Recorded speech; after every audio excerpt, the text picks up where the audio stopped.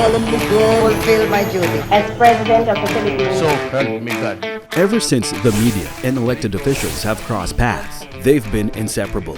Kung titignan natin, halos wala kang makikitang democratic nation na walang media at the forefront of its electoral process. Tuwing merong kampanya ang isang partido o kandidato, one thing will always prove crucial. Always, and that is image. How one is perceived. At wala nang ibang mas gagaling sa media pagdating sa pagpapaganda ng imahe ng isang kandidato sa publiko.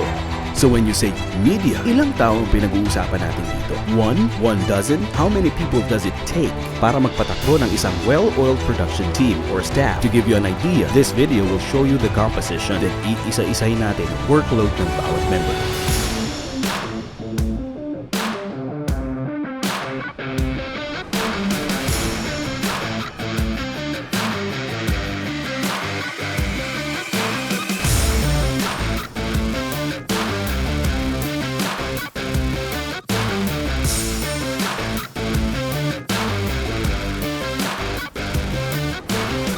So there you have it. A little more than a dozen, di ba? Doble pa yata. But make no mistake, all are equally important. Binabalanse nila ang isa't isa and I'll show you how.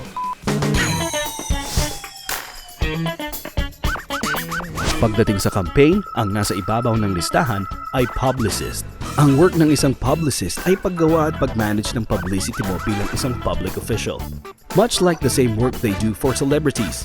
Right off the bat, siya ang best friend mo. Kung meron ka din gustong iparating sa iyong mga supporters or contributors, your publicist will handle it. All of this ginagawa niya while handling 4 departments: the media production, social media, communications, and the mainstream departments. Production manager. Big boss ito sa set. He or she plans, coordinates, and controls all manufacturing processes. Kung kailangan mangyari ang isang bagay, siya ang gagawa ng paraan. At the very least, siya ang mag-a-approve ng proseso. Picture an event organizer for a wedding and a marriage counselor in one. Tagapadala ng lahat ng key players under one roof kumbaga. Executive producer.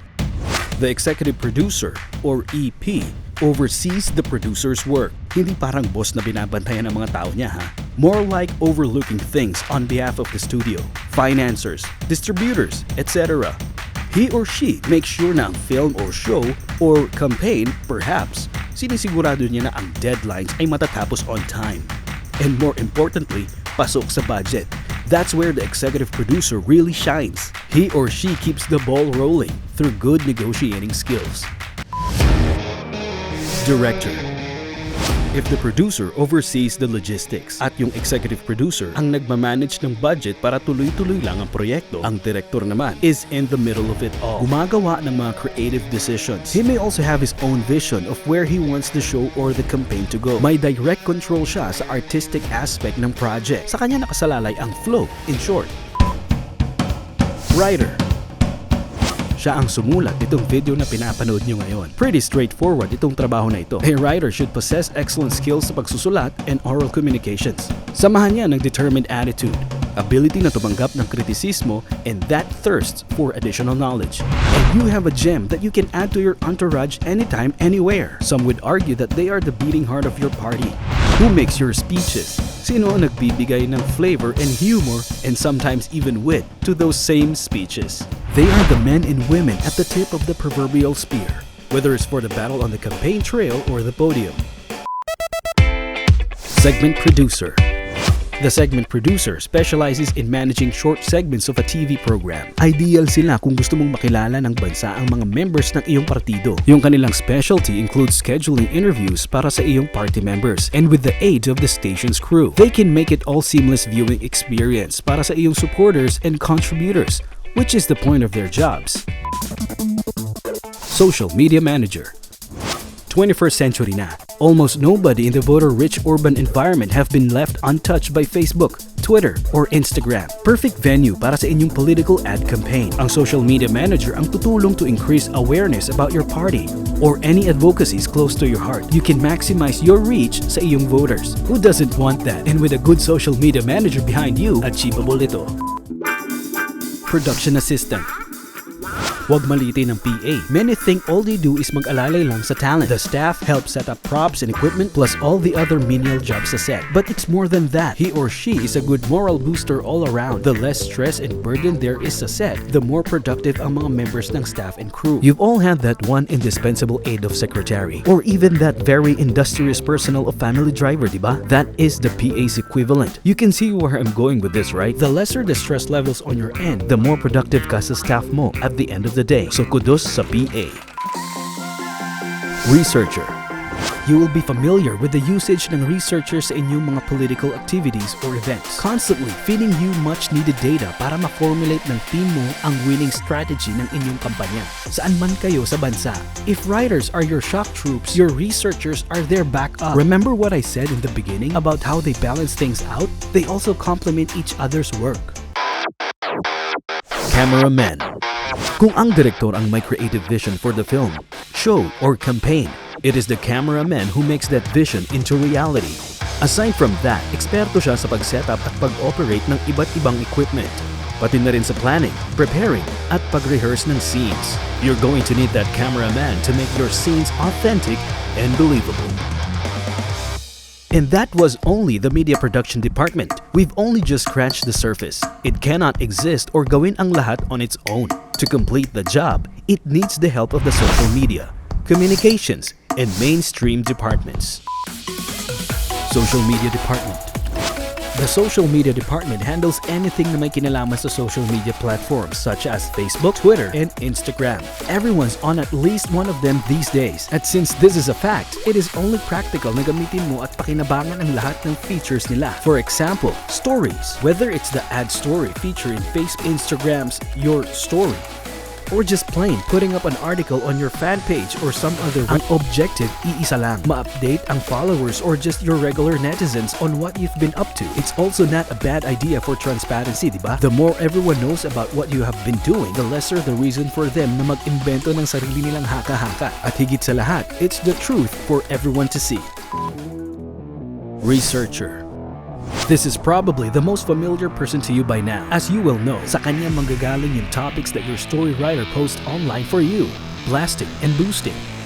Social media blast. Ito ang paraan para ang post mo ay makahakot ng most numbers of followers. Ang pinaka-common example, you see something you don't like or alam mo na mali, you post your comment about it on their Facebook page or fan page and it's going to show up on your friends and followers feed. First, a friend shares your post. Tapos ang kasunod nito, maski total strangers ay followers mo na. And pretty soon, naikalat mo na sa masa ang mensahe mo.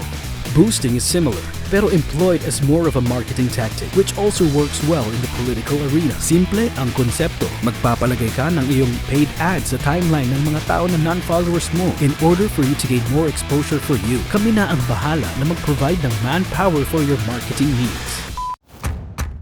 Social media management. Having our social media managers on standby, this should be a walk in the park. With them, pwede namin i-manage ang inyong social media accounts on every platform available. Rest assured, our people can answer every question, handle every comment, and connect you with your followers para makarating sa kanila ang inyong mga mensahe. We can guarantee na kaya namin kayong bigyan ng maximum coverage at exposure sa social media. Communications Department. Our communications department will be more than able to assist you with handling your directory.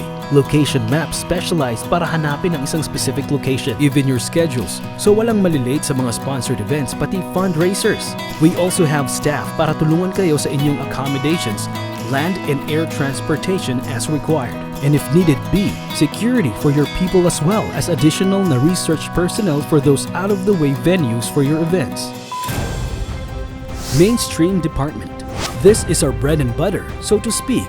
With the full force of our network plus our media partners, garantisado ang full media exposure nyo sa TV, radio, and print media.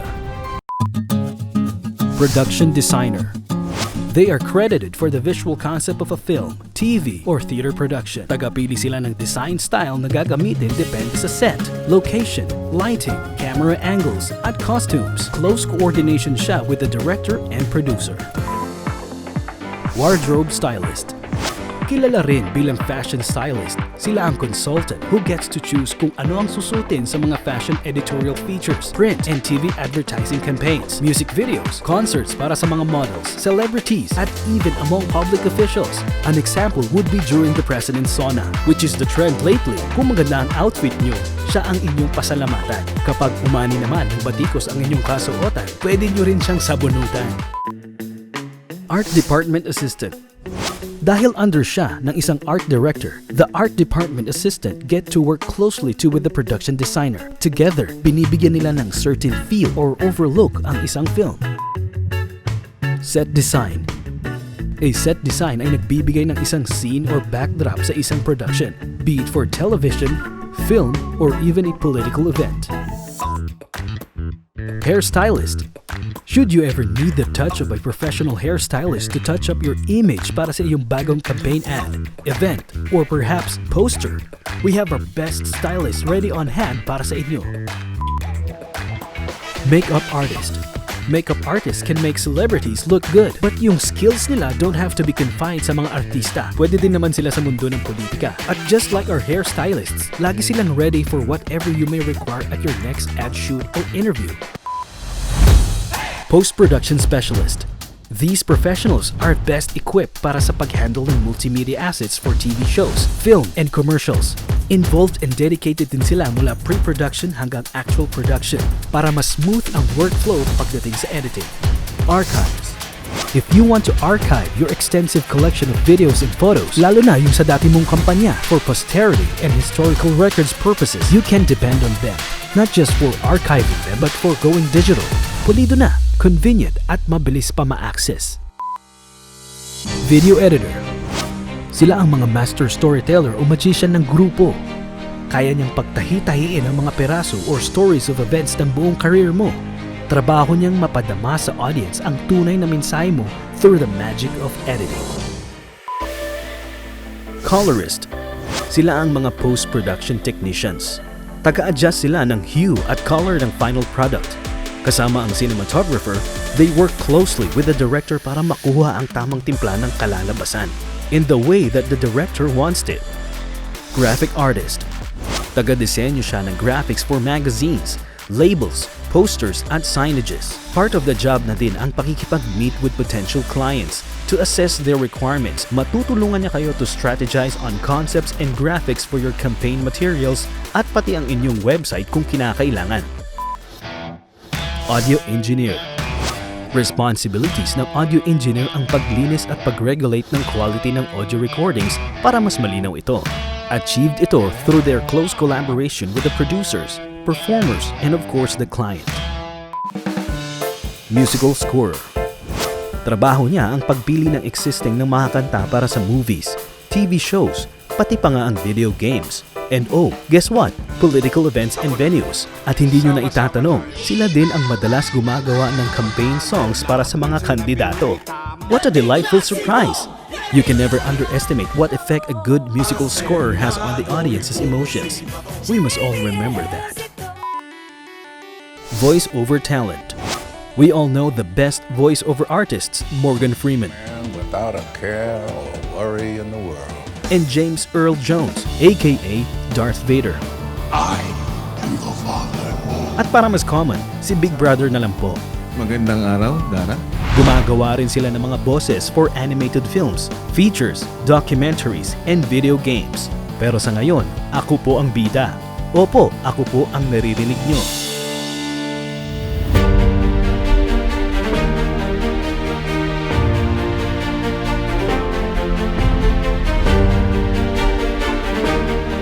And that wraps up our video presentation. We all hope na klaro ang bawat item na pinaliwanag. Maraming salamat and have a good day everyone.